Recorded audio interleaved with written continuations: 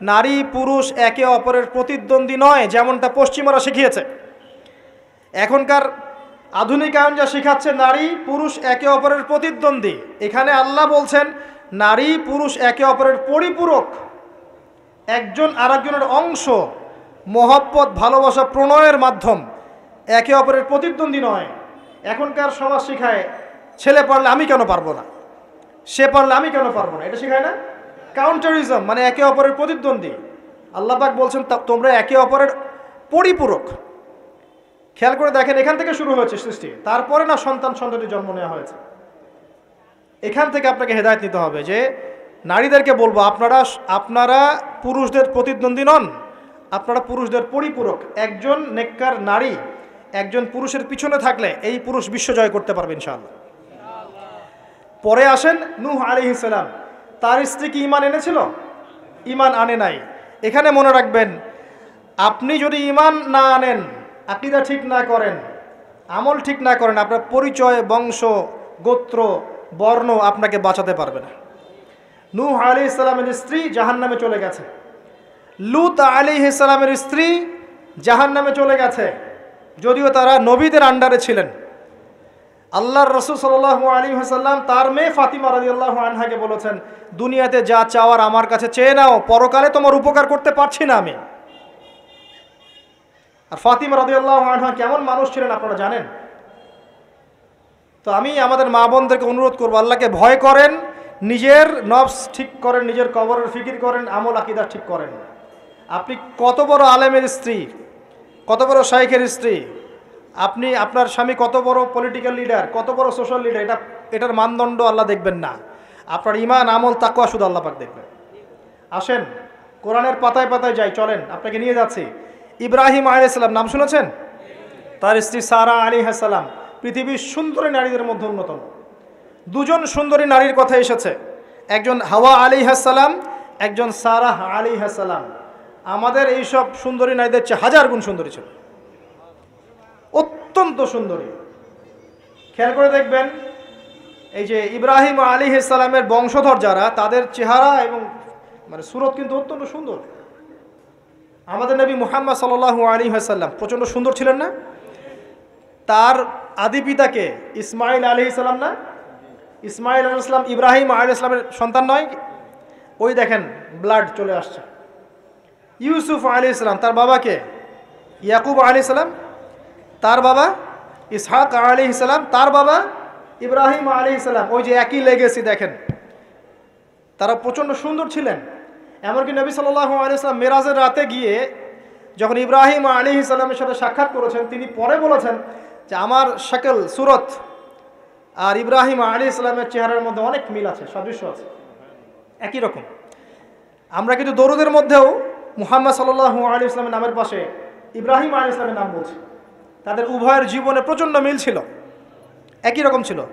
পয়েন্টে আসেন, সারা আলাইহিস সালাম অত্যন্ত সুন্দরী ছিলেন। তিনি একাই তার স্বামীর সাথে বের হয়ে চলে গেলেন কোথায়? ওই যে প্যালেস্টাইন, যেটা এখন দখল করে রেখেছে এই জিউসরা। তার সাথে কেউ নাই, ইব্রাহিম আলাইহিস সালামের সাথে পরিবার নাই, সমাজ নাই, কেউ নাই, তার স্ত্রী আছে। একজন নেককার স্ত্রী সাথে থাকলে স্বামী বিশ্ব জয় করতে পারবে। এই জায়গায় আমি ছেলে মেয়ে সবার জন্য হেদায়েতের কথা বলছি। মেয়েরা আমাকে অনেক অভিযোগ দিয়েছে, মেয়ে নিয়ে কোনো কথা বলিনি ওয়াজের মধ্যে। আমি এখন কিছু কথা বলে শেষ করছি ইনশাআল্লাহ। সারা আলাইহিস সালাম যখন যাচ্ছেন, একজন লম্পট রাজা, মনে আছে, লম্পট একজন বাদশা তাকে ভোগ করতে চেয়েছিল, তুলে নিয়ে কিডন্যাপ করেছে। এ সময় ইব্রাহিম আলাইহিস সালাম মাজুর ব্যক্তি, নামাজে দাঁড়িয়ে গেছেন, আল্লাহর কাছে সাহায্য চাচ্ছেন। এটাই নবীগণের সুন্নাহ, কোনো সমস্যায় পড়লে নামাজে দাঁড়িয়ে যেতেন। আর আমরা এখন সমস্যায় পড়লে হাউমাউ শুরু করি, তাই না? আর এদিকে সারা আলাইহিস সালাম আল্লাহর কাছে দোয়া করছেন, আল্লাহ তুমি যদি জেনে থাকো আমি আমার সতীত্ব আমার স্বামী ছাড়া অন্য কাউকে দেই নাই, তাহলে আজকে এই জালেমের হাত থেকে আমাকে রক্ষা করো। হাত বাড়াতে না বাড়াতেই তার হাত অবশ্যই পড়ে গেছে। সুবহানাল্লাহ। তিনবার চেষ্টা করেছে, তিনবার বেহুশ হয়ে পড়ে গেছে। এই সারা আলাইহিস সালামের মতো সতীত্ব রক্ষাকারী জেনারেশন কি এখন আছে? এখন তো নিজের সতীত্ব বিলিয়ে দিতে পারলে বাঁচে। এমনকি কেউ যদি নাও নেয় সতীত্ব, দেখা যায় যে নগ্ন ছবি তুলে ইমো, ফেসবুক, হোয়াটসঅ্যাপে আপলোড দিয়ে শেষ করে ফেলছে। তাই করছে না? ভিডিও কলে প্রেম হচ্ছে, আপনার এই যে গার্লফ্রেন্ড বয়ফ্রেন্ডের সাথে কফি খাচ্ছে, বিছানায় যাচ্ছে, ডেটিং করছে, বিয়ের আগে সব শেষ। বিয়ের পরে যখন এরা কোনো ঘরে যাবে, ওই ঘরে কি সুখ আসবে, শান্তি আসবে? মা বোনদেরকে বলবো, আর আমাদেরকে খেয়াল রাখতে হবে আমরা যেন আমাদের ঘরে সারা আলাইহিস সালামের মতো মেয়ে স্ত্রী তৈরি করতে পারি। আল্লাহ পাক তৌফিক দান করুন। দেখেন সতীত্বের পাওয়ার, আল্লাহ পাক হাত অবশ করে ফেললেন। এবার ওই বাচ্চা হাদিয়া দিচ্ছে হাজারা আলাইহিস সালামকে। ঠিক আছে, হাজারা আলাইহিস সালামকে ইব্রাহিম আলাইহিস সালাম বিয়ে করলেন। কি জন্য করলেন? সন্তানের জন্য। বাই দ্য ওয়ে, এখন আবার একাধিক বিয়ে যদি কেউ করে ফেলে, তাকে সমাজে এবার বাঁকা চোখে দেখা হয়, তার মনে চরিত্র সমস্যা আছে। কিন্তু বিয়ে না করে বিয়ের আগে 10টা প্রেম করলে কোনো সমস্যা নেই, বিয়ের আগে 1000টা জেনা করলে কোনো সমস্যা নাই, পতিতালয় গেলে সমস্যা নাই, ফ্রি মিক্সিং গেলে সমস্যা নাই, গার্লফ্রেন্ডকে নিয়ে ঘুরতে গেলে ডেটিং করলে কোনো সমস্যা নাই। আবার বিয়ে করে ঘরে স্ত্রী থাকতেও বাইরে পরকীয়া করলে কোনো সমস্যা নেই। এগুলোকে আমরা উন্মুক্ত করছি, কিন্তু কেউ সাহস করে যদি কোনো বিধবার দায়িত্ব নেয়, কোনো তালাকপ্রাপ্তার দায়িত্ব নেয়, কোনো অসহায়ের দায়িত্ব নেয়, তাকে খারাপ চোখে দেখা হয়। এই হলো আমাদের সাইকোলজি এখন। অথচ আল্লাহ পাক এই বিধানটা দিয়েছেন কোরআন এবং সুন্নায়। যাই হোক, তার জন্য শর্ত আছে, শর্ত পূরণ না হলে করবেন না, কখনো ফরজ নয়। কিন্তু কেউ যদি শর্ত পূরণ করে করতে পারে, তাকে ডিসকারেজ কেন করতে যাবেন? সমাজ চেঞ্জ হয়ে গেছে। হাজরা আলাইহিস সালাম, এখান থেকে আমি আমাদের মা বোনদেরকে এবং আমাদেরকে একটা হেদায়েতের কথা বলবো ইনশাআল্লাহ। হাজরা আলাইহিস সালামের ঈমান, আমল, তাওয়াক্কুল দেখেন। তার গর্ভে আল্লাহ পাক সন্তান দিলেন ইসমাঈল আলাইহিস সালামকে। এবার আল্লাহ পাক বলছেন রেখে আসো। কোথায়? ওই মক্কায়, জনমানব শূন্য জায়গায় রেখে আসলেন। সাথে আছে সামান্য পানি, কিছু খেজুর, রেখে আসছেন। এবং ইব্রাহিম আলাইহিস সালাম পিছনে হেঁটে চলে যাচ্ছেন। হাজরা আলাইহিস সালাম বলছেন আইনা তাযহাবু ইয়া ইব্রাহিম, আপনি কোথায় যাচ্ছেন হে ইব্রাহিম? আপনি আমাদেরকে জনমানব শূন্য জায়গায় ফেলে কোথায় চলে যাচ্ছেন? ইব্রাহিম আলাইহিস সালাম কিচ্ছু বলছেন না, বুকের মধ্যে পাথর। স্ত্রী সন্তানকে জনমানব শূন্য জায়গায় রেখে গেলে কি ভালো লাগবে? কেন? বুকের মধ্যে পাথর, চুপ করে আছেন। এক পর্যায়ে হাজরা আলাইহিস সালাম বলছেন আপনি কি আল্লাহর আদেশে এই কাজটা করছেন? তখন তিনি বলছেন হ্যাঁ, নাম, এতটুকু বলেছেন, আমি আল্লাহর আদেশে করছি। এবার এই দেখেন, হাজরা আলাইহিস সালাম বলছেন যে যদি আল্লাহর আদেশে আপনি করে থাকেন, তাহলে আল্লাহ কোনোদিনও আমাদেরকে ধ্বংস করবেন না ইনশাআল্লাহ। তাওয়াক্কুল। আমি আপনাকে বুঝাই, এখানে কোনো মানুষ নাই, কোনো খাবার নাই, কোনো পানিও নাই, তারপরেও তিনি বলছেন আল্লাহ ধ্বংস করবেন না। আপনি কি বুঝতে পারছেন কি অবস্থা? এবার খাবার পানি শেষ হয়ে গেল, সাই করছেন সাফা টু মারওয়া, মারওয়া টু সাফা, শুধু এক ফোঁটা পানির জন্য। কাকে খাওয়াবেন? বাচ্চাকে। এই দৌড়টা আল্লাহ পাকের কাছে এত পছন্দ হয়েছে, কিয়ামত পর্যন্ত হজের মধ্যে আল্লাহ পাক রেখে দিয়েছেন এটাকে। আপনি সাই করছেন, এটা কার সুন্নাহ? হাজরা আলাইহিস সালামের। হজের ম্যাক্সিমাম কাজগুলোই তাদের পরিবারের কেন্দ্রিক। জামরায় পাথর নিক্ষেপ করা, এই যে তাওয়াফ করছেন, মাকাম ইব্রাহিমে দাঁড়িয়ে নামাজ পড়ছেন, সব কিন্তু এই বংশের সাথে জড়িত। এই ইসমাঈল আলাইহিস সালাম, এই হাজরা আলাইহিস সালামের গর্ভ থেকে এসেছেন। যেমন মা তেমন সন্তান। ইসমাঈল আলাইহিস সালামকে তার বাবা মানুষ করেননি, তাকে মানুষ করেছেন তার মা। বাবা কিন্তু অনেক দূরে, প্যালেস্টাইনে, মাঝে মাঝে আসেন, মাঝে মাঝে যান। কথা বুঝতে পারছেন? এরকম মায়ের গর্ভ থেকেই এমন সন্তান পাওয়া সম্ভব, যেই সন্তানকে তার বাবা বলছেন যে ইয়া বুনাই ইন্নী আরা ফিল মানামি আন্নী আযবাহুক, হে আমার সন্তান, আমি স্বপ্নে দেখেছি আমি তোমাকে জবাই করছি। ফানজুর মায়াদা তারা, তোমার রায় কি আমাকে বলো। এই বাচ্চা তখন বলছে, বাচ্চার বয়স 10, 12, 15, 16 এতটুকু হবে। সে বলছে ইয়া আবাতি, হে আমার বাবা, ইফআল মা তু'মার, আপনাকে যা আদেশ করা হয়েছে তাই করেন। সাতাজিদুনি ইনশাআল্লাহু মিনাস সাবিরিন, ইনশাআল্লাহ আপনি আমাকে ধৈর্যশীল পাবেন। যেমন মা তেমন সন্তান। মা বলেছে আল্লাহ আমাকে দেখবে, ওই দেখেন সন্তান জবাই করে দেন, আল্লাহ আমাকে ধৈর্যশীল পাবেন ইনশাআল্লাহ। এরকম স্ত্রী ঘরে ঘরে না থাকলে আমরা কি ইসমাইলের মতো সন্তান পাবো? যে স্ত্রীগুলোকে আপনি বিয়ে করছেন, তারা কি আসলে এমন? বিয়ের সময় দেখেছেন আপনি শ্বশুরের সম্পত্তি, মেয়ের সৌন্দর্য, বা পালিয়ে করেছেন, অ্যাফেয়ার করে করেছেন, এখন বিয়ের পরে হাওমাও করছেন। বিয়ের আগে তো দিনদারিতা দেখেন নাই। আল্লাহর নবী কখনো বলেননি 4টা গুণ দেখে বিয়ে করো, হাদিসের শব্দ এমন নয়। ওলামায়ে কেরামকে জিজ্ঞাসা করেন, 4টা গুণ দেখে বিয়ে করো নয় শব্দটা, 4টা গুণ দেখে সাধারণত বিয়ে করা হয়।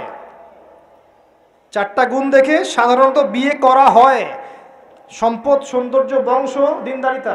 তোমরা দিনদারিতাকে প্রাধান্য দাও, না হলে তোমাদের হাত ধুলোই ধূসরিত হবে। এখন দেখা যায় দিনই ভাইরা দিনদার ক্যাটরিনা কাইফ খুঁজতেছে। দিনদার মেয়ে চাই, কিন্তু সুন্দরী লাগবে আবার। কেন? একটু অসুন্দর হলে আপনার চলবে না? আপনার স্ত্রীর কাছে যা আছে অন্য মেয়ের কাছে তাই আছে, এর বাইরে কিছু নাই। আর 2 দিন পরে, 1 বছর, 2 বছর, 3 বছর পরে, 5 বছর পরে গিয়ে দেখবেন সব সমান হয়ে গেছে। এই দেহের সৌন্দর্য থাকবে না। মনে তাকওয়া থাকলে, আল্লাহওয়ালা স্ত্রী হলে আপনি দুনিয়াতে জান্নাতে থাকবেন ইনশাআল্লাহ। দুনিয়াতে আপনি জান্নাতে থাকবেন ইনশাআল্লাহ। আর যদি ঘরে একটা বদকার স্ত্রী থাকে, তাহলে আপনার দুনিয়ায় জাহান্নাম, দুনিয়া জাহান্নাম। অতএব বিয়ের সময় খুব কেয়ারফুল থাকবেন। আপনি দিনদার মেয়েকে প্রাধান্য দেন, এবং মেয়েদেরকেও বলবো দিনদার ছেলে ছাড়া বিয়ে করে না। অনেক বড় চাকরি করে, অনেক বড় ব্যবসা করে, এটা সেটা, নামাজ পড়ে না, এগুলো দেখছেন না, সুদের চাকরি করে, ঘুষ খায়, আপনি রাজি হয়ে যাচ্ছেন। এরপরে গিয়ে পস্তাচ্ছেন যে হুজুর আমার সংসারে অশান্তি, এটা সেটা। এখন তো পস্তায় লাভ নাই, বরং আপনার সন্তানও হবে ওই নাস্তিক প্রজন্মের মতোই, নাউজুবিল্লাহ। আমরা দুনিয়ার স্বার্থ খুব ভালো চিনি। দুনিয়ার স্বার্থকে ত্যাগ করে দিনকে অগ্রাধিকার দেন, আল্লাহ পাক কবুল করবে ইনশাআল্লাহ। এই হলো ইসমাইল আলাইহিস সালামের মা। তিনি যেমন সন্তান তেমন এখানে আমাদের জন্য আদর্শ আছে। এখনও যদি আমরা দিনের বিজয় চাই, প্রত্যেক পরিবারের কর্তাকেও হতে হবে ইব্রাহিমের মতো আলাইহিস সালাম। প্রত্যেক পরিবারের সন্তানদেরকে হতে হবে ইসমাইলের মতো আলাইহিস সালাম। প্রত্যেক পরিবারের মা বোনদেরকে হতে হবে হাজরা সারার মতো। তবে আদর্শ পরিবার হবে ইনশাআল্লাহ। আল্লাহ পাক আমাদের সবার পরিবার এমন করে দিন, আল্লাহুম্মা আমিন। এবং এটা অসম্ভব কিছু না, এটা সম্ভব। এটা করতে গেলে আপনাকে সরকার প্রশাসন বাধা দিবে না, আপনাকে পিটাবে না, কিচ্ছু করবে না। এটা আপনার উপরে, এটা আপনি করতে পারেন। এই ইসলাহ সংশোধন আপনি করতে পারেন, চেষ্টা করেন। আল্লাহ পাক তৌফিক এনায়েত করুন। আর কয়েকটা আমি নসিহত করে শেষ করছি মেয়েদের জন্য। সেটা হচ্ছে, এর পরে চলে আসেন মারিয়াম আলাইহিস সালাম। তার সতীত্ব এত পবিত্র ছিল, আল্লাহ পাক তাকে মিরাকেল বানিয়েছেন। তার গর্ভে ঈসা ইবনে মারিয়ামকে জন্ম দিয়েছেন। খেয়াল করে দেখেন, ফেরাউন, মনে আছে ফেরাউন? তার ঘরে একজন ইমানদার মহিলা ছিল না? নবী সাল্লাল্লাহু আলাইহি ওয়াসাল্লাম মেরাজে গিয়েছেন, সেখানে দেখেছেন বেশিরভাগ অধিবাসী জাহান্নামে নারী। তো এর মধ্যেও তিনি একটা সুগন্ধ পাচ্ছেন জান্নাতের। তিনি জিজ্ঞাসা করলেন, এই সুগন্ধ কোত্থেকে আসছে? তখন জিবরাইল আলাইহিস সালাম তাকে জানিয়ে দিলেন, এটা ফেরাউনের সেই যে দাসী, যাকে ফেরাউন হত্যা করেছিল ঈমানের কারণে, ওর ঘর থেকে, জান্নাতের সেই ঘর থেকে সুগন্ধ আসছে। সুবহানাল্লাহ। ফেরাউনের ঘরেও মুমিনা নারী থাকতে পারে, তাহলে আমাদের ঘরে থাকতে পারে না? থাকতে পারে। ফেরাউনের ঘটনা মনে পড়লো যে মূসা আলাইহিস সালাম, তার মা সন্তানকে ভাসিয়ে দিয়েছিলেন না সিন্ধুকে, মনে আছে? আল্লাহ পাক ওই সন্তানকে তার কোলে আবার ফিরিয়ে দিয়েছেন, মনে আছে? এখানে একটা শিক্ষা আছে। প্রিয় মা বোনরা, আপনারা যদি আপনাদের সন্তানকে আল্লাহর পথে দেন, আল্লাহ পাক আপনার চক্ষু শীতল করে দিবেন ইনশাআল্লাহ। ওই সন্তানকে ঘুরিয়ে এমন একটা অবস্থান দিয়ে আপনার কাছে নিয়ে আসবেন, আপনি ওকে দেখে পরিতৃপ্ত হয়ে যাবেন ইনশাআল্লাহ। এখানে নসিহত আছে। তিনি ভাষাতে পারছিলেন না, মন কাঁদছিল। আল্লাহ পাক মনটাকে কিন্তু নরম করেছেন, শক্ত করেছেন, মনটা শক্ত করেছেন। তারপরে আল্লাহ পাক ওখানে একটা ইলহাম করেছেন, তিনি ভাসিয়ে দিয়েছেন। তারপরে আল্লাহ পাক ওই সন্তানকে আবার তার কোলে ফিরিয়ে দিয়েছেন দুধ পান করানোর জন্য। ঘটনাটা পড়ে দেখেন। আপনি যদি আপনার সন্তানকে আল্লাহর পথে দেন, আপনার সন্তানকে যোগ্য করে আল্লাহ আপনার সামনে নিয়ে এসে দাঁড় করিয়ে দেবেন ইনশাআল্লাহ। আপনি দেখে চোখ শীতল করে ফেলবেন। আল্লাহর উপর ভরসা রাখেন। মূসা আলাইহিস সালামের কথা একটা ঘটনা মনে পড়লো। তিনি যখন ওই যে ঘুষি দিয়ে একজন মরে গেছে, তিনি চলে গেলেন ওই কওমে শুআইব মাদিয়ানে। সেখানে গিয়ে বসে আছেন এবং দেখছেন 2 জন মেয়ে পানি আনার জন্য এসেছে, তাই না? পানি আনতে পারছে না, তিনি গিয়ে হেল্প করলেন। এই মেয়ে দুটো গিয়ে শুআইব আলাইহিস সালামকে বললেন যে হুয়া রাজুলুন কাউইউন আমিন, একজন ব্যক্তিকে দেখেছি সে খুব কাউই, শক্তিশালী এবং আমিন, বিশ্বস্ত। শুআইব আলাইহিস সালাম পাঠালেন, তাকে ডেকে নিয়ে আসো। এবার এই যে মেয়েটা হেঁটে হেঁটে আসছে, এদিকে মূসা আলাইহিস সালাম গাছের আড়ালে বসে দোয়া করছেন, রব্বি ইন্নী লিমা আনজালতা ইলাইয়া মিন খায়রিন ফাকির। এই মেয়ে হেঁটে হেঁটে এসে মূসা আলাইহিস সালামকে বলছেন, আমার বাবা আপনাকে ডাকছেন। এই মেয়েটার হেঁটে হেঁটে আসাটাকে আল্লাহ পাক সূরার মধ্যে বলেছেন যে এই মেয়েটা লাজুক পায়ে হেঁটে হেঁটে এসেছে। কিভাবে? লাজুক ভঙ্গিতে সে হেঁটে হেঁটে এসে বলেছে, আমার বাবা আপনাকে ডাকছেন। কথা বুঝতে পারছেন? এই লজ্জাশীলতা এখনকার মেয়েদের মধ্যে আপনি আমাকে দেখান। এই লাজুক ভঙ্গিতে হেঁটে আসা মেয়েদের যে হাঁটাটাও পর্দা, মেয়েদেরকে কে বুঝাবে হাঁটার মধ্যেও পর্দা আছে? কে বুঝাবে যে গলার ভয়েসে পর্দা আছে, চোখের চাহনিতে পর্দা আছে? একটা মেয়ে সব কিছু ঢেকেছে, মনে করেন চোখটা ঢাকে নাই, এই চোখ দুটো দেখেই একটা ছেলে তার প্রেমে পড়তে পারে। একটা ছেলে হিসেবে বলছি, এটা সম্ভব। একটা হাতের কবজি দেখে আপনি একটা মেয়ের প্রেমে পড়তে পারেন, ভালো লাগতে পারে, সম্ভব। মেয়েদেরকে আল্লাহ পাক এত সুন্দর করে সৃষ্টি করেছে। আল্লাহ পাকের সবচেয়ে শ্রেষ্ঠ সৃষ্টি হচ্ছে মেয়েরা। মানুষ তো অবশ্যই, তারপরে মেয়ে মানুষ। এই নারী আপনার হয় জান্নাতের মাধ্যম হবে, অথবা আপনার জীবনের সবচেয়ে বড় ফিতনা হবে। কারণ নবী সাল্লাল্লাহু আলাইহি ওয়াসাল্লাম বলেছেন, আমি পুরুষদের জন্য মহিলাদের চেয়ে বড় কোনো ফিতনা রেখে যাচ্ছি না। প্রচণ্ড বড় ফিতনা হতে পারে, সাবধান। তো এখানে দেখেন মেয়ের হাঁটার বর্ণনা আল্লাহ পাক দিয়েছেন। এখনকার জেনারেশনে মেয়েদেরকে আপনি হাঁটা শেখান, রাস্তাঘাটে, শপিং মলসে, সব জায়গায় দেখবেন গেঞ্জি আর জিন্স আর টি শার্ট পরে, ফর্মাল পোশাক পরে, স্যুট বুট পরে ঘুরছে। মাঝে মাঝে পোশাকের এখানে ওখানে ফাড়া ছেঁড়া, এটাই নাকি স্টাইল। এমন পোশাক পরছে যেটা পরেও দেহের অঙ্গ প্রত্যঙ্গ বোঝা যাচ্ছে, এমন পোশাক পরছে যেটা বাহির থেকে ভিতরের অঙ্গ দেখা যাচ্ছে। অমুসলিমদের পোশাক পরছে, ছেলেদের পোশাক পরছে, এগুলো সবই আখিরুজ্জামানের সাইন। আখিরুজ্জামান এরকম মেয়েদের সংখ্যা বাড়বে। নিসাউন কাসিয়াতুন আরিয়া, এরা কাপড় পরেও নগ্ন থাকবে। মুইলাতুন মামিলাত, এরা মানুষকে আকৃষ্ট করবে, নিজেরাও আকৃষ্ট হবে। এরা জান্নাতের গন্ধও পাবে না, যদিও জান্নাতের গন্ধ যোজন যোজন দূর থেকে পাওয়া যায়। আখিরুজ্জামানের সাইন আপনি দেখবেন, মেয়েরা ছেলেদের পোশাক পরে ঘুরছে। এখন এই শুআইব আলাইহিস সালামের মেয়ের মতো এদেরকে কে লজ্জা শেখাবে? নাই লজ্জা শরমের বালাই। স্যার ক্লাস নিচ্ছে, সে গোল হয়ে বসে আছে, কোচিং করছে। টিচার গায়রে মাহরাম, সে ক্লাস নিচ্ছে, পড়াচ্ছে, গোল টেবিল করে বসে আছে মেয়েরা। দেখবেন কারো গায়ে হিজাব নাই, সালোয়ার কামিজ পরে ক্লাস করছে এবং দেহের অঙ্গ প্রত্যঙ্গ বোঝা যাচ্ছে। এবং কোনো কোনো সময় দেখবেন টিচারও সুযোগ নিচ্ছে, গায়ে হাত দিচ্ছে, বলছে ও তো আমার মেয়ের মতো। হ্যাঁ, আমরা তো ইউনিভার্সিটিতে পড়েছি। এরপরে খেয়াল করে দেখবেন টিচারের সাথে ছাত্রীর প্রেম হয়ে গেছে। কত মেয়ে যে রেপের শিকার হচ্ছে, মুখ ফুটে বলে না। যে কয়টা খবর আসে পেপার পত্রিকা, এগুলো খুব নগণ্য খবর, বাস্তবতা আরও অনেক কঠিন, পরিসংখ্যান অনেক বেশি, অনেক বেশি। মেয়েরা তো আর মুখ ফুটে বলবে না আমার সাথে এরকম অন্যায় করা হয়েছে। কিছু কিছু মেয়ে যখন বলে তখন আপনি খবর পান। অনেক মেয়ে প্রাইমারি স্কুল থেকেও, তারা প্রাইমারি লেভেল থেকে একদম বয়স যখন 10-15, এখান থেকে শুরু করে কলেজ পর্যন্ত ধর্ষণের শিকার হয়েছে, রেপের শিকার হয়েছে, গার্লফ্রেন্ড বয়ফ্রেন্ডের দ্বারা বা টিচারের দ্বারা, কোনো কোনো ক্ষেত্রে চলতে ফিরতে গুন্ডা মাস্তানের দ্বারা। এটা হচ্ছে ফ্রি মিক্সিংয়ের কারণে। ছেলে আর মেয়েকে আপনি একসাথে জড়িয়ে দিয়েছেন, এগুলো চলবেই। এখন অনেক সময় এমনও হয়েছে, মেয়ে পড়াচ্ছেন, চারপাশে গোল হয়ে বসে আছে ছেলেরা। আবার কখন আমরা এমনও দেখেছি যে কলেজে মাঠের মধ্যে বসে আছে ছেলে মেয়ে একসাথে গোল হয়ে, গ্রুপ স্টাডি। মিথ্যা কথা বলছে? Group study. কলেজে আন্দোলনের সময় দেখেছি, কোনো দাবি নিয়ে আন্দোলন হচ্ছে, দেখবেন যে এই যে ছেলে শুয়ে আছে মেয়ের কোলে মাথা দিয়ে, মনে হচ্ছে সে যেন তাদের স্ত্রী মনে হয়। এগুলো কি? এইগুলো চলছে। এখন এখানে আপনি কিভাবে আপনার বাসায় পর্দা ধরে রাখবেন? কিভাবে সম্ভব? বেশি বেশি মেয়েদের যুগোপযোগী মাদ্রাসার প্রয়োজন, বেশি বেশি মেয়েদের ইসলাহি আলোচনার দরকার, মেয়েদের মধ্যে দাওয়াতি কাজের দরকার। এবং মেয়েদেরকে অনেক সময় দাওয়াতি কাজের অভাবে ভুল দাওয়াত দিয়ে বাড়ির থেকে বের করে দিচ্ছে, মাহরাম ছাড়া সফর দিচ্ছে। খেয়াল করে দেখেন, এমন অনেকও জামাত বের হচ্ছে মাহরাম ছাড়া জেলায় জেলায় সফর, দলিল দিচ্ছে এটাও নাকি জিহাদ। নাউযুবিল্লাহ। কিভাবে হচ্ছে? কারণ আমরা যেহেতু ওদের দাওয়াতটা কমিয়ে দিচ্ছি, মেয়েরা মেয়েদের মধ্যে দাওয়াতি কাজ করছে না, দাওয়াত সংকীর্ণ, বেদাতিরা এবং ভ্রষ্ট যারা পথভ্রষ্ট, এরা ওদেরকে ঘর থেকে বের করে নিচ্ছে, ইসলামের নামেও বোরখা পরিয়েও বের করে নিচ্ছে। খুব অবস্থা খারাপ। আপনি খেয়াল করেন, দেখবেন এগুলো ধরতে পারবেন। তো এই বিষয়গুলো খেয়াল রাখেন। কোরআনের পাতায় পাতায় হেদায়েত আছে। আমি বললে অনেক লম্বা হয়ে যাবে, শেষ করছি এদিকে এসে।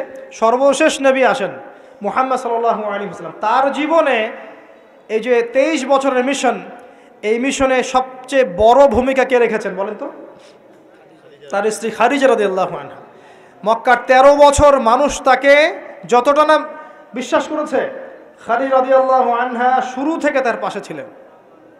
শেষ বয়সে গিয়ে নবী সাল্লাল্লাহু আলাইহি ওয়াসাল্লাম তার কথা বেশি বেশি বলতেন। আয়েশা রাদিয়াল্লাহু আনহা স্বভাবগত কারণেই একটা মানবিক একটা মেয়েদের আচরণগত কারণেই জেলাস ফিল করতেন যে আপনি তার কথা বারবার কেন বলেন। তিনি বলতেন, হে আয়েশা, তোমরা খাদিজাকে ভালো মন্দ বলো না, যখন কেউ আমার কথা বিশ্বাস করে নাই খাদিজা করেছে রাদিয়াল্লাহু আনহা। তিনি এমন একজন মানুষ ছিলেন যিনি তার প্রতিপত্তি, সম্পদ, সামাজিক খ্যাতি সব কিছু ইসলামের কল্যাণে ঢেলে দিয়েছেন। হেরা গুহায় নবী সাল্লাল্লাহু আলাইহি ওয়াসাল্লাম যখন বসে থাকতেন, তিনি গিয়ে খাবার পানি দিয়ে আসতেন। হেরা গুহায় একবার উঠে দেখেন কত উঁচু, কত কষ্ট। আমরা যুবক বয়সে উঠতে পারবো না, এখন সহজ, তারপরেও কষ্ট আছে। এখন না হয় সহজ, ওই সময় কি সিঁড়ি ছিল? তিনি এভাবে উঠতেন, খাবার দিতেন। চিন্তা করে দেখেন, একজন নারী কাজটা করতেন। এবার আসেন, খাদিজা রাদিয়াল্লাহু আনহার বান্ধবীদেরকে খুঁজে খুঁজে নবী সাল্লাল্লাহু আলাইহি ওয়াসাল্লাম গোশত হাদিয়া পাঠাতেন, তাকে এত ভালোবাসতেন। জিবরাইল আলাইহিস সালাম এসে খাদিজা রাদিয়াল্লাহু আনহাকে সালাম দিয়েছেন। নবীজিকে বলেছেন, ওই যে খাদিজা আসছে ইয়া রাসূলুল্লাহ, তিনি যখন আসবেন তাকে বলবেন যে জিবরাইল আলাইহিস সালাম তাকে সালাম দিয়েছেন, এবং আল্লাহ পাক তার জন্য জান্নাতে এমন একটা ঘর নির্মাণ করেছেন যেখানে কোনো হট্টগোল নাই, কোনো শোরগোল নাই। খাদিজা রাদিয়াল্লাহু আনহা, তার ইন্তেকালে নবী সাল্লাল্লাহু আলাইহি ওয়াসাল্লাম অত্যন্ত ব্যথিত হয়েছিলেন, অত্যন্ত ব্যথিত হয়েছিলেন। তার বয়স তখন কত? 23। খাদিজা রাদিয়াল্লাহু আনহার বয়স তখন 40, বিয়ের সময়। কোনো ছেলে কি সাধারণত এত বছরের মহিলাকে বিয়ে করতে চাইবে? নবী সাল্লাল্লাহু আলাইহি ওয়াসাল্লাম করেছেন। তাদের মাঝে এত হৃদ্যতা, ভালোবাসা ছিল যেটা অন্য কোথাও ছিল না। হ্যাঁ, পরবর্তীতে আয়েশা রাদিয়াল্লাহু আনহার ক্ষেত্রেও নবী সাল্লাল্লাহু আলাইহি ওয়াসাল্লাম বলেছেন যে আমার মন আয়েশার দিকে বেশি টানে, এই কারণে তোমরা আমাকে ভৎসনা করো না। মানুষের মন সব দিকে সমান তো হবে না, কারো দিকে একটু বেশি ঝুঁকবে, এই জন্য তোমরা আমাকে ভৎসনা করো না। আয়েশা রাদিয়াল্লাহু আনহা যতগুলো হাদিস আপনি জানছেন, এর মধ্যে ম্যাক্সিমাম হাদিস যে কয়েকজন রাবি বর্ণনা করেছেন তার মধ্যে একজন হচ্ছেন আয়েশা রাদিয়াল্লাহু আনহা। এই ঘরের হাদিসগুলো কার থেকে জানলেন? আয়েশা রাদিয়াল্লাহু আনহা থেকে। ইসলামের খেদমতে আয়েশা রাদিয়াল্লাহু আনহার যে ভূমিকা, আমাদের এই সেকুলার সোসাইটির সমস্ত নারীকে একত্রিত করলেও কোনো খেদমত আসবে না। আসবে? তিনি স্বামীর অকৃতজ্ঞ হয়, লানত করে, অভিশাপ দেয়, বুক চাপড়ায়, মাতম করে এবং আল্লাহ এবং তার রাসূলের অবাধ্য হয়। 4টা কারণ এসেছে মোটামুটিভাবে। মৃত্যুবরণ করলে কেউ তারা মাতম করে, গাহাত পাত থাপড় দেয়, চাপড়ায়, জামা কাপড় ছিঁড়ে ফেলে, অনেক ক্ষেত্রে এমন করে। এই কারণে মাইয়াতকে শাস্তি দেওয়া হয়, মা বোনদেরকে এটা ত্যাগ করতে হবে। এরপরে স্বামীর অকৃতজ্ঞ হয়, স্বামী সারা জীবন যদি তার জন্য কাজ করে, তার জন্যে তার ভরণ পোষণের ব্যবস্থা করে, একদিন যদি কোনো কিছু ভালো না পায় বলে বসে সারা জীবন তোমার কাছে কিছুই পেলাম না, এবং বেশি বেশি অভিশাপ দেয়, ঝগড়া লাগলেই গালিগালাজ এবং অভিশাপ দিয়ে বসে। এই কাজগুলো যদি তারা ত্যাগ করতে পারে, ইনশাল্লাহ তারা বেশি বেশি জাহান্নামে যাবে না। তবে তাদের বেশি বেশি জাহান্নামে যাওয়ার বর্তমান মডার্ন একটা কারণ হচ্ছে ফেমিনিস্ট রেভলিউশন। ভালো করে শোনেন, ফেমিনিস্ট রেভলিউশন সেই কারণ যার কারণে এখনকার নারীদেরকে আপনি বাসায় রাখতে পারছেন না পর্দায়। এর কারণে মেয়েরা বাইরে বের হয়ে যাবে, ফ্রি মিক্সিংয়ে যাবে, পর্দা ছেড়ে দিবে, নামাজ কালাম দেখবেন ঠিক ঠিকানা নাই, দেখবেন দিনের জ্ঞান অর্জন করবে না, বেশি বেশি হারাম রিলেশনশিপে লিপ্ত হবে, জেনা বাড়বে, ধর্ষণ বাড়বে, পরকীয়া বাড়বে, আস্তে আস্তে তারা জাহান্নামে। এটা হচ্ছে ফলাফল। এটাই সেই কারণ যার কারণে বেশিরভাগ নারী জাহান্নামে যাবে। খুব সতর্ক থাকবেন। কোনো কোনো ক্ষেত্রে দেখা যায় সামান্য দুনিয়ার স্বার্থে তারা নগ্ন হয়ে মডেলিং করতেও দ্বিধাবোধ করছে না, নগ্ন হয়ে ফিল্মগুলোতে কাজ করতেও দ্বিধাবোধ করছে না, ইজ্জত বিলিয়ে দিয়ে টাকা কামাই করতে দ্বিধাবোধ করছে না। কোনো কোনো ক্ষেত্রে দেখা যায় এগুলোকে তাদের ব্রেন ওয়াশ করা হয়েছে, এগুলো সামাজিক সোসাইটির মধ্যে এগুলো আপনার ডিগনিটির মাধ্যম, সম্মানের মাধ্যম, এগুলো বলা হচ্ছে। এই বিষয়গুলো খেয়াল রাখবেন, এই বিষয়গুলো খেয়াল রাখবেন আল্লাহর ওয়াস্তে। এইগুলো সম্মানের মানদণ্ড নয়। সম্মানের মানদণ্ড আপনার ঈমান, আমল, তাকওয়া এবং আপনার সতীত্ব। একবার সতীত্ব চলে গেলে কখনো ফিরে আসবে না। আল্লাহ পাক বোঝার তৌফিক দান করুন। আর সর্বশেষ কথা হচ্ছে, এই উম্মতের নারীদের জন্যই নবী সাল্লাল্লাহু আলাইহি ওয়াসাল্লাম 4টা কাজের সুসংবাদ দিয়েছেন। 4টা কাজ করতে পারলেই জান্নাতের যে কোনো দরজা দিয়ে ইচ্ছা তারা প্রবেশ করতে পারবে। বাসায় গিয়ে এই হাদিসটা শুনিয়ে দিয়েন। 1 নাম্বার, তারা যদি 5 ওয়াক্ত নামাজ পড়তে পারে, 5 ওয়াক্ত নামাজ টাইম টু টাইম পড়তে পারে। 2 নাম্বার, তারা যদি রমজান মাসে সওম রাখতে পারে। 3 নাম্বার, তারা যদি লজ্জাস্থানের হেফাজত করতে পারে, মানে পর্দা করতে পারে। এখানে আমি খাস পর্দা বোঝাচ্ছি, ডিজিটাল পর্দা বোঝাচ্ছি না, খাস পর্দা বোঝাচ্ছি। পোশাক এমন হবে না যেটা পরলে শরীরের কাঠামো বোঝা যায়, এমন পোশাক চলবে না। পোশাক এমন হবে না যেটা পরলেও বাহির থেকে ভিতরের অঙ্গ দেখা যায়। পোশাক এমন হবে না যেটা অমুসলিমদের সাথে সাদৃশ্য আছে। আর পোশাক এমন হবে না যেটা পুরুষদের পোশাক। তারা যদি তাদের লজ্জাস্থানকে হেফাজত করতে পারে। আর 4 নাম্বার, যদি স্বামীর আনুগত্য করতে পারে। এই 4টা কাজ যে নারী করতে পারবেন, ইনশাআল্লাহ জান্নাতের যে কোনো দরজা দিয়ে ইচ্ছা প্রবেশ করতে পারবেন ইনশাআল্লাহ তাআলা। আমরা পারিবারিক ক্ষেত্রে স্বামীদেরকে অনুরোধ করব, আমাদের অনেক দোষ আছে, স্বামী ভাই পিতাদেরকে অনুরোধ করব যে মেয়েদেরকে ছোটবেলা থেকে পড়াশোনা শেখান। কন্যা সন্তান হলে মুখটা কালো করার দরকার নাই, তারা আমাদের বোঝা নয়, বরং তারাই দেখবেন ওমর, খালিদ, ওসমান, আলীর মতো সন্তান জন্ম দেবে ইনশাআল্লাহ আযজা ওয়া জাল্লা। তাদের গর্ভ থেকেই সন্তান জন্ম হবে ইনশাআল্লাহ। সন্তান মেয়ে হলে মুখটা কালো করার প্রয়োজন নেই। আমরা ওদেরকে দিন শিক্ষা দিব, উপযুক্ত পরিবেশ দিব, নিরাপত্তা দিব, নিরাপদ পরিবেশে দিন শেখার ব্যবস্থা করব। এটা আমাদের উপর দায়িত্ব। তাদেরকে সম্পত্তির অধিকার দিতে হবে, এটা আমাদের উপর দায়িত্ব। জুলুম করা যাবে না, তাদের উপর জুলুম করা যাবে না। তাদের ব্যাপারটা, ফিতরতটা হচ্ছে তারা একটু বক্র হবে, তাদের ফিতরত, তাদের চরিত্র স্বভাব হচ্ছে তারা একটু বক্র হবে। এটাকে মেনে নিয়েই চলতে হবে। ফিতরত এটা ওদের, তারা বক্র হবে, আপনাকে আমাকে মেনে নিয়েই চলতে হবে। আল্লাহ পাক তৌফিক দান করুন। এটা এই জায়গায় শয়তান এসে সুযোগ খুঁজবে, এই জায়গায় শয়তান এসে সুযোগ খুঁজবে, এখানেই সবরের পরিচয় দিতে হবে। আল্লাহ পাক তৌফিক দান করুন। তাদের দিন শিক্ষা নিশ্চিত করার পর আমলের এখতিয়ার দিতে হবে। সারাদিন ওদেরকে দুনিয়ার কাজে ব্যস্ত করে রাখবেন না। আমরা ওদের উপর যত কাজের চাপ দিয়ে রাখি, এই কাজগুলো করার পর আমল করার ওদের ফুরসত থাকে না। কাজের চাপ কমিয়ে দেন। এতগুলো তরকারি কেন রান্না করতে হবে? 1টা 2টা করলেই তো এনাফ। সময় দেন, ওদেরকে সময় দেন। প্রতি বেলায় কেন চুলায় হাঁড়ি চলাতে হবে? নবী সাল্লাল্লাহু আলাইহি ওয়াসাল্লামের তো বাড়িতে 3 মাস কখনো চুলাই জ্বলে নাই, পরপর 2 বেলা তিনি কখনো পেট ভরে খাননি। আমাদের প্রত্যেক বেলায় কেন এত রান্না করতে হবে? ওদেরকে এত ব্যস্ত রাখবেন কেন? সময় দেন, পড়াশোনা করতে দেন, তালিম করতে দেন। 1 বেলা রান্না করেন, 3 বেলা খান। ওরা এত মার্কেটে ঘুরবে কেন? আমরা কি মরে গেছি নাকি? আমরা মাসের বাজার করে দেবো, 1 মাসের বাজার আগেই করা শেষ, বাসায় থাকো, মাসের বাজার করে ফেলবে। রমজান আসছে, রমজান আসার আগেই সব শপিং শেষ। রমজান মাস আসার আগেই রমজান এবং ঈদের সব শপিং শেষ করে ফেলেন। যতটুকু সামর্থ্য আছে এটা দিয়েই করেন।